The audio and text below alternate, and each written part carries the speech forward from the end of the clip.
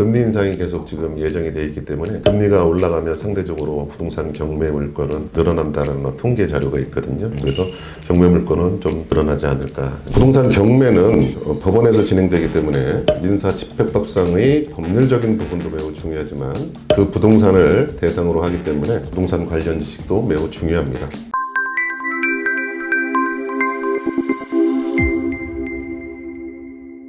네, 안녕하십니까. MPATV 박태양입니다. 오늘은 매경부동산 사업단 경매 분야 자문위원 진상준 교수님 모셨습니다. 안녕하십니까. 예, 안녕하세요. 진성진입니다. 네, 지금 촬영하고 있는 날짜가 20대 대선 직후인데 경매 시장 분위기에 대해서 좀 관심을 많이 가질 것 같아요. 최근에 경매 시장 분위기가 어떻다 이런 것들을 좀 간략하게 설명을 한번 해주신다 그러면. 네. 지난해 말서부터 한국부동산원의 자료에 따르면 일단 부동산 가격이 상승의 폭이 많이 축소됐다라고 나오고 있거든요. 그리고 올해 들어서는 또 축소폭이 더 커져서 아니면 보합세라든지 지금 조중기 들어갔다는 그런 표현들을 지금 하고 있습니다. 경매시장의 그 서울의 아파트 낙찰가율을 보면 지난해 연말부터 올 초에 그 100% 미만에 낙찰되는 물건들이 생기기 시작했거든요. 그래서 이 경매 시장은 일반 부동산 시장을 선도하는 시장이라고 볼 수 있기 때문에 그 영향을 바로바로 받거든요. 그래서 입찰 인원은 뭐 다소 줄기는 했지만 역시나 그 부동산의 관심은 굉장히 좀 뜨겁지 않나 이렇게 생각을 해보면서 앞으로 이제 대선이 끝났고 당선자께서 어떤 부동산에 대한 어떤 정책을 어떻게 펴실지는 모르겠지만 향방에 따라서 부동산 시장도 요동을 치지 않을까 이렇게 생각을 하고 경매 시장은 악재일 수도 있고 또는 호재일 수도 있겠지만 금리 인상이 계속 지금 예정이 돼 있기 때문에 금리가 올라가면 상대적으로 부동산 경매 물건은 늘어난다는 어떤 그런 그 통계 자료가 있거든요. 그래서 경매 물건은 좀 늘어나지 않을까 이런 생각을 좀 해봅니다. 알겠습니다. 그럼 오늘 매경부동산 사업단 경매 분야 자문위원 진상준 교수님 모시고 부동산 경매 이것만은 알고 시작하자 시리즈를 이어가 보려고 하는데 그 주제로 오늘 3가지 정도 한번 정해봤습니다. 첫 번째로 경매 시작하기 전에 알아야 할 필수 기본 개념에 대해서 이야기를 해보고, 두 번째 경매 관련 정보를 획득하는 방법에 대해서 초보자분들이 잘 모르니까 이거에 대해서 한번 이야기를 해보고, 세 번째 경매 권리 분석 방법에 대해서 한번 요거까지 한번 이야기를 해보도록 하겠습니다. 그럼 첫 번째 경매 시작하기 전에 꼭 알아야 될 필수 기본 개념이 어떤 것들이 있을까요? 네, 이번 시간은 부동산 경매에 참여하시는 분들이 경매 시작 전에 꼭 알아두셨으면 좋겠다는 내용을 가지고 이야기해 보도록 하겠습니다. 부동산 경매는 법원에서 진행되기 때문에 민사 집행법상의 법률적인 부분도 매우 중요하지만 그 부동산을 대상으로 하기 때문에 부동산 관련 지식도 매우 중요합니다. 따라서 부동산 경매에 참여하시는 분들은 경매 참여하기 전에 부동산 관련 정보를 수집하고 공부한 다음에 경매를 시작하자 이런 말씀을 드리고 싶습니다. 먼저 부동산의 기본적 정의를 살펴보면 민법 제99조 1항에 부동산은 토지와 그 정착물로 규정하고 있습니다. 참고로 부동산 경매에서는 부동산만을 그 대상으로 삼고 있습니다. 따라서 건물 안에 있는 채무자의 재산과 동산은 매각의 대상에서 제외되므로 이 점을 잘 알고 있어야 하겠습니다. 간혹 경매 물건을 매수하면 부동산과 함께 부동산 안에 있는 동산도 소유권을 가져오는 것으로 알고 계시는 분들이 있는데 이는 사실이 아닙니다. 매각에서 제외된 동산은 소유권 이전의 대상이 아니라는 사실을 알고 계셨으면 좋겠습니다. 또한 부동산은 재산인 동시에 부의 가장 큰 단일 요소 중에 하나인데 이러한 부동산을 입찰하고자 하면서 부동산의 특성에 대해 전혀 공부를 하지 않고 부동산 경매에 참여한다는 것은 여러모로 금전적 손실을 초래할 수 있고 그 손실이 작지 않다는 것을 인지하고 경매에 임하면 좋겠습니다. 이번에는 부동산의 포괄적 의미에 대해서 알아보겠습니다. 부동산학에서는 3가지 유형으로 분류하는데 토지와 건물 같은 유형 자산을 일반적 부동산으로 분류하고 물리적 자산의 소유권 및 사용과 결합된 권리들의 연결이라고 분류합니다. 또한 부동산의 운영과 처분에 관련된 산업을 부동산 산업으로 분류하면서 부동산의 포괄적 의미를 3가지로 정의하고 있습니다. 이 중 경매와 관련해서는 일반적 부동산과 권리들의 연결이 매우 중요하게 적용된다고 보시면 되겠습니다. 따라서 부동산 경매에서는 토지, 건물과 같은 유형자산으로 분류하는 일반적 부동산이라는 관점에서는 일반 부동산의 통상적 거래에 따르는 기본적 요소들을 적용하면 무리가 없을 듯하며 물리적 자산의 소유권과 사용에 관한 권리들의 연결적 분류에서는 법률에 따르는 경매 절차와 규정을 따르면 되겠습니다. 자, 다음으로는 부동산의 분류를 살펴보겠습니다. 부동산의 분류 중 첫 번째는 지적관련법상의 분류가 있습니다. 지적법에 의해 토지의 주된 사용 목적에 따라 28개의 종류로 구분 표시한 것이 지목인데 하나의 필지마다 하나의 지목이 필수적으로 지정되어 있어 1필지 1지목 지정을 원칙으로 합니다.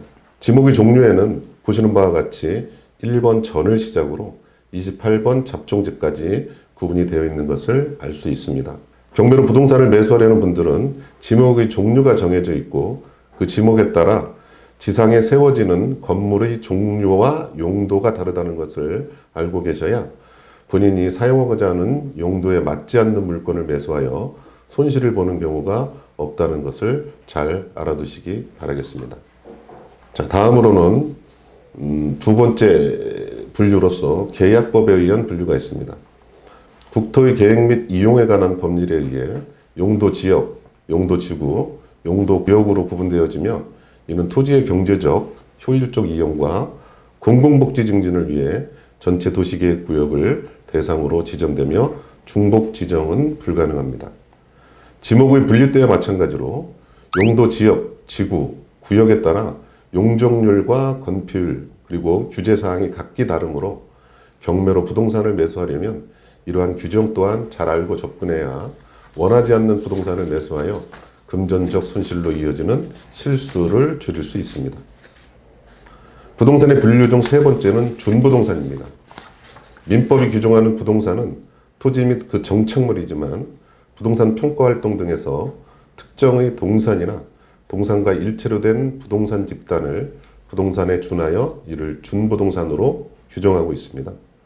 준부동산에는 공장재산을 전체로 하나의 부동산으로 보는 공장재단, 광업재단과 자동차, 항공기, 중장비, 선박, 그리고 임목 등이 그에 해당되며 준부동산도 경매의 대상이 된다고 보시면 되겠습니다.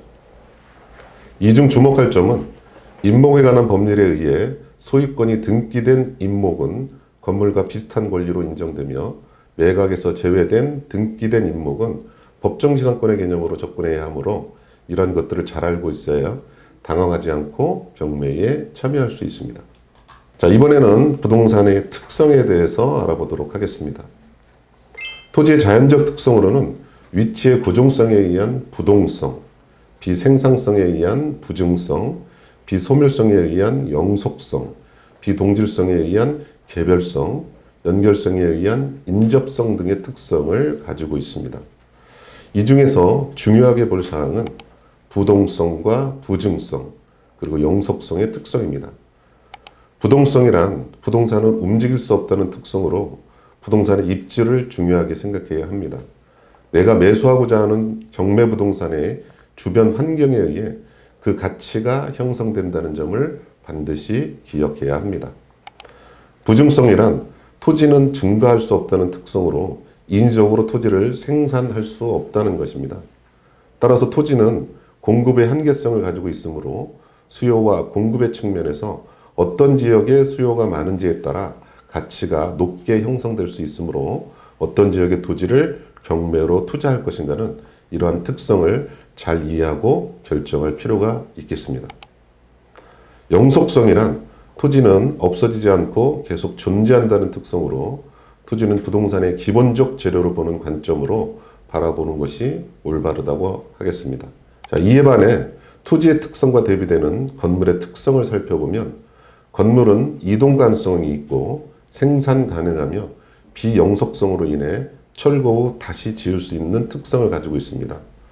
또한 동질 가능성에 의해 똑같은 건물을 여러 개 지을 수 있으며 건물은 토지에 종속되어 있는 특성을 가지고 있습니다.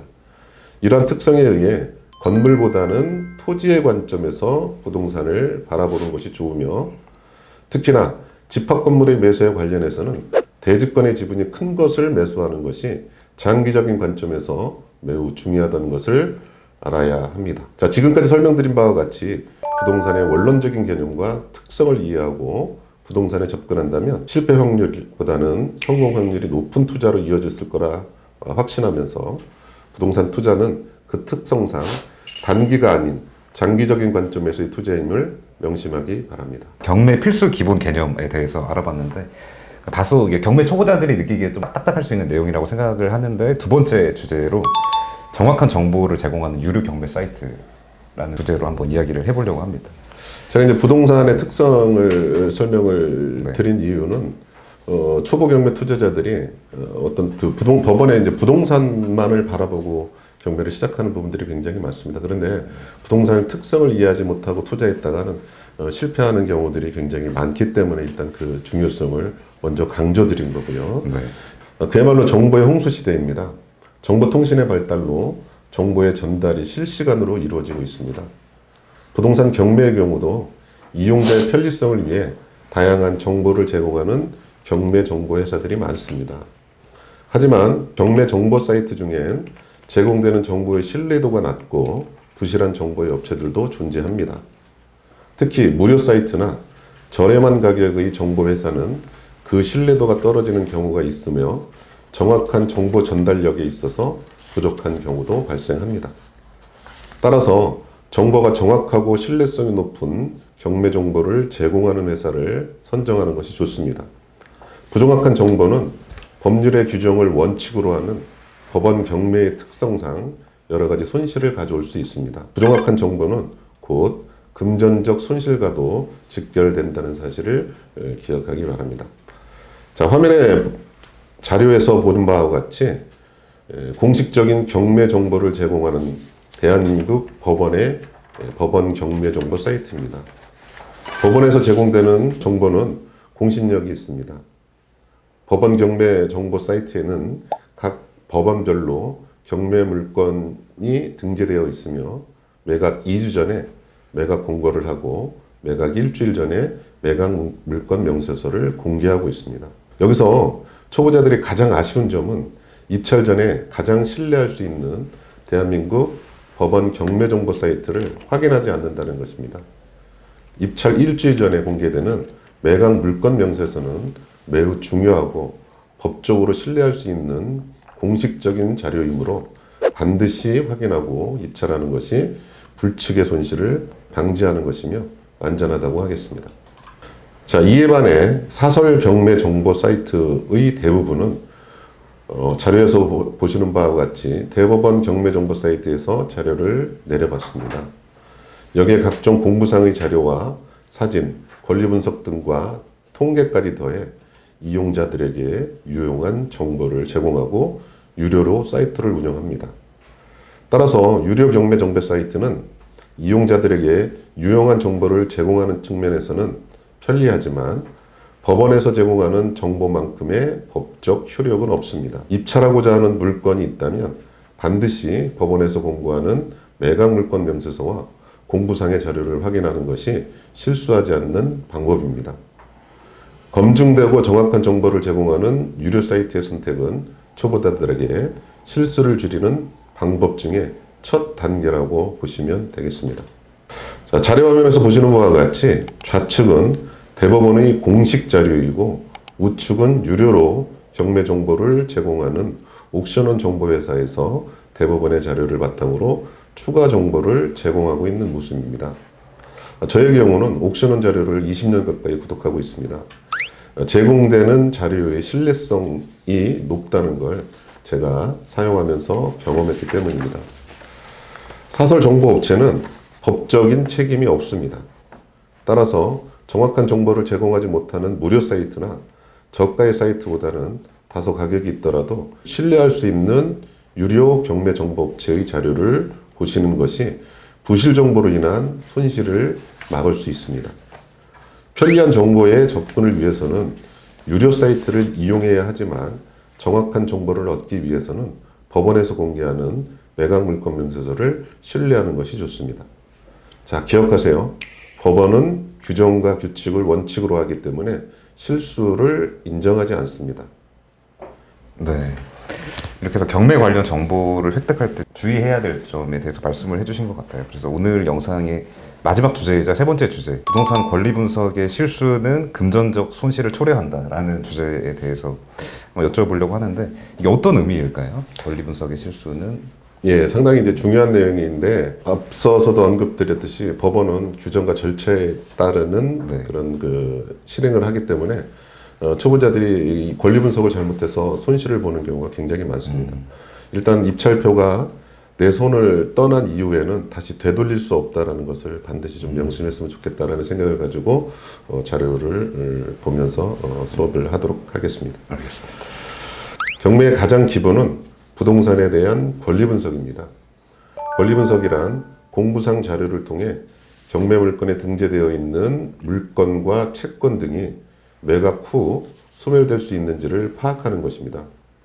즉 매각 후 소유권자로서 권리 행사가 가능한지 여부를 판단하는 아주 중요한 과정입니다. 경매 실패 사례 중 많은 부분을 차지하는 것이 권리 분석의 판단착오로 인한 것입니다. 매각으로 소멸되는 권리와 임차인의 임차보증금을 인수하는지만 알고 있어도 경매에 큰 도움이 될 수 있지만 부동산의 소유권과 사용 권리에 대한 전체적인 권리 분석을 하지 못한다면 매수인이 된 후 소유권자가 되어도 권리 행사에 어려움을 겪을 수 있고 금전적으로도 손실이 발생할 수 있는 확률이 커지게 됩니다. 부동산 권리에는 위험 요소가 숨어 있는 경우가 많습니다. 특히나 법원 경매는 모든 책임이 매수자에게 있으므로 이 점에 유의해야 합니다. 자, 그렇다면 이번에는 부동산 권리를 이해하는 데 도움이 되도록 권리가 무엇인지 공부해 보도록 하겠습니다. 자, 권리라는 것은 법률적 관점에서 보면 권리와 의무의 관계를 말하며 법은 법에 의하여 의무를 지게 되는 자와 법에 의하여 권리를 가지는 자와의 관계로서 나타납니다. 또한 권리의 개념이란 어떤 일을 주체적으로 자유롭게 처리하거나 타인에 대하여 당연히 주장하고 요구할 수 있는 자격이나 힘을 말합니다. 부동산 경매에서는 주로 이러한 권리관계를 판단하는 것이 매우 중요하며 권리 분석 판단을 포함한 모든 것은 이 또한 매수인의 책임임을 강조드립니다. 보시는 바와 같이 부동산 관련한 권리로는 재산권이 있습니다.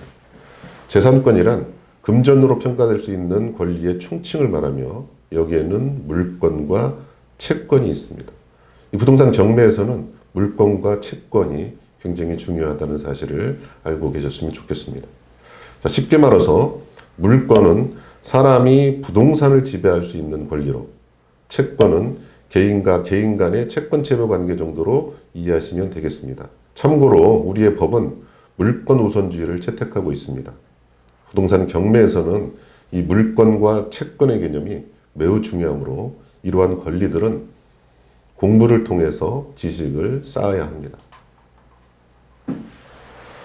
자, 두 번째로 부동산 경매에서는 무엇보다 권리에 대한 판단과 분석이 매우 중요합니다. 부동산 권리 분석이란 부동산 권리를 인식하고 이해하는 일련의 작업이며 부동산의 의미에 권리의 의미를 더해서 부동산 권리 분석이라고 정의할 수 있습니다. 자, 우리가 첫 번째 주제로 공부했던 부동산의 개념에 더해 이번 시간에 배우는 권리의 의미를 각각 판단하여 종합하는 것을 권리 분석이라고 할 수 있습니다. 따라서 부동산 권리 분석은 안전한 부동산 활동을 목적으로 부동산 권리에 대한 상태를 정확히 인식하기 위한 작업인 동시에 부동산의 기술적, 경제적, 법률적 측면을 통하여 부동산을 조사, 확인, 판단하여 일련의 부동산 활동을 안전하게 하는 작업이라고 이해하시면 되겠습니다. 자, 그렇다면 부동산 권리 분석 활동이 필요한 이유는 부동산 거래 사고를 방지하는 데 가장 큰 목적이 있다라고 말씀드릴 수 있으며 권리의 전부 또는 일부를 취득할 수 없는 경우 같은 권리의 취득 불가능성을 확인하고 인수 권리로 인하여 부동산을 인수 못하는 경우와 같은 인수의 불가능성을 확인, 그리고 각종 규제로 인한 이용 불가능한 상황인지 이용의 불가능성을 확인하고 건축법 위반, 불법 건축물 등 불법의 부동산 확인을 하는 것이 목적이라고 볼 수 있습니다. 자, 이와 같이 이제 권리에 대해서 공부한 걸 바탕으로 이번에는 경매부동산의 권리 분석에 대해서 알아보도록 하겠습니다. 자, 첫 번째로 권리 분석의 순서를 설명하자면 가장 신경 써야 할 부분은 말소 기준 등기와 대항력 있는 임차인을 확인하는 것입니다. 우선 말소 기준 등기와 관련해서는 부동산 경매를 통해 부동산이 매각될 경우 등기사항 전부 증명서상에 기재된 권리가 소멸하는가 아니면 매수인에게 인수되는가를 가늠하는 중요한 권리입니다. 이른바 이것을 말소 기준 등기라고 합니다. 그리고 법원은 이 말소의 기준이 되는 권리 이후에 경료된 후순위의 권리는 매각 대금을 납부하면 매수인의 신청을 받아 모두 말소하도록 촉탁합니다. 경매부동산의 등기사항 전무증명서를 보면 통상적으로 근저당권, 저당권, 가압류나 압류, 담보가 등기, 경매 개시결정 기입 등기 등재 순으로 기재되어 있는데 이 권리들 중 가장 먼저 설정된 것을 말소 기준 등기라고 합니다. 설정일 기준으로 말소 기준 등기에 앞서 설정된 권리들은 말소되지 않고 그대로 살아남아 매수인이 인수하게 되어 권리 행사를 제한하게 되는데 이를 인수주의라고 합니다. 또한 말소 기준 등기를 기준으로 격려된 후순위의 모든 등기는 매각으로 소멸하게 되는데 이를 소멸주의라고 합니다. 말소 기준 등기를 확인한 다음으로는 대항력 있는 임차인의 존재 여부를 확인하는 것이 중요합니다. 자, 대항력 있는 임차인을 확인하지 않고 입찰하게 되면 임차인의 보증금을 추가로 인수해야 하는 부담이 생겨 매각 대금 외에 추가 비용이 발생하게 됩니다. 따라서 입찰하기 전에 권리 분석을 통해 대항력 있는 임차인의 존재 여부를 반드시 확인해야 합니다. 특히 유찰 이력이 많거나 감정 가격 대비 최저 매각 가격이 많이 내려간 경매 물건과 이전의 매수자들이 매각 대금을 납부하지 않아 보증금이 몰수되었던 경매 물건은 권리 분석에 주의할 필요가 있습니다. 법원 경매는 이처럼 일정한 규칙에 의해 진행되어진다는 사실과 그 규칙을 잘 알지 못한 실수는 모두 매수인에게 있음을 강조드립니다. 다음으로는 말소 기준 등기를 파악하여 등재된 권리들의 인수 또는 소멸 여부를 판단하고 대항력 있는 임차인의 존재를 파악했다면 말소 기준 등기와 상관없이 무조건 인수되는 권리가 있는지 파악해야 합니다. 법률 규정에 의한 정해진 요구 조건을 충족한다면 그 권리가 성립된다라고 하며 권리가 성립된다면 해당 권리는 말소 기준 권리와 상관없이 매수인이 무조건 인수해야 하며 이로 인해 추가적인 비용이 발생하거나 매수인의 권리 행사에 상당한 어려움을 줄 수 있습니다.